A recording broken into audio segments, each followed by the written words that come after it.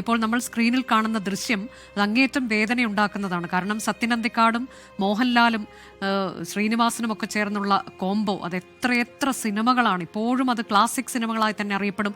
എക്കാലവും ഏതെങ്കിലും ഒരു തലമുറയെ മാത്രമല്ല, എത്രയെത്ര തലമുറകളെ ചിന്തിപ്പിച്ച് ചിരിപ്പിച്ച് പ്രചോദിപ്പിച്ച സിനിമകൾ.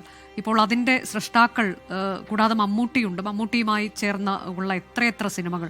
അതിൽ 3 പേർ ഇങ്ങനെ ഇരിക്കുകയാണ്. അവർ അങ്ങേയറ്റം ദുഃഖിതരാണ്. അതിന് നടുക്ക് ചേതനയേറ്റ് കിടക്കുന്ന ശ്രീനിവാസൻ. നമ്മൾ ഒരിക്കലും കാണാൻ ആഗ്രഹിക്കാത്ത ഒരു രംഗം. അതിന് സാക്ഷ്യം വഹിച്ചുകൊണ്ടിരിക്കുകയാണ് എറണാകുളം ടൗൺ ഹാൾ. ഉറപ്പായും അനുജ, വലിയ വേദനാനിർഭരമായ രംഗങ്ങൾക്കാണ് ഈ ടൗൺ ഹാൾ സാക്ഷ്യം വഹിക്കുന്നത്.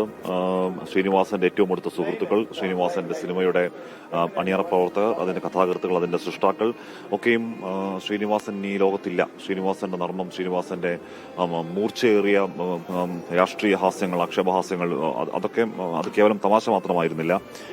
അപ്പോൾ അങ്ങനൊരു സിനിമാ നിർമ്മാതാവ് അല്ലെങ്കിൽ അങ്ങനൊരു സിനിമാ പ്രവർത്തകൻ ഇനിയില്ല എന്ന വേദനയോടുകൂടി നാട് തിരിച്ചറിയുന്നുണ്ട്. 48 വർഷം നീണ്ട അഭിനയ സബരിയ, ആ സംവിധാന സബരിയ, തിരക്കഥാകൃത്ത്, വാക്കുകളുടെ മൂർച്ച, അതിനൊക്കെ അവസാനിപ്പിച്ച് ആ ഓർമ്മകൾ ബാക്കിയാക്കി ആ നടൻ ഈ നാട് വിട്ടു പോകുന്നു എന്ന് തിരിച്ചറിയുന്ന ആ നടൻ ഈ ലോകത്തോട് വിട പറയുന്നു തിരിച്ചറിയുന്ന വേദന നമുക്ക് ടൗൺ ഹാളിൽ നിൽക്കുമ്പോൾ എമ്പാടും കാണാം. നമ്മൾ ആദ്യം ഇവിടെ ശ്രീനിവാസന്റെ ഭൗതികശരീരം ഇങ്ങോട്ടേക്ക് എത്തുമ്പോൾ തന്നെ നമ്മളോട് എത്തിയതാണ്. അപ്പോൾ ഒരുപക്ഷെ വലിയൊരു തിരക്ക് ഇവിടെ കാണാനില്ലായിരുന്നുവെങ്കിൽ ഇതായിപ്പോ ടൗൺ ഹാളിന്റെ വലിയ ക്യൂ, അത് റോഡിലോളം നീളുന്ന വലിയ നീണ്ട നിര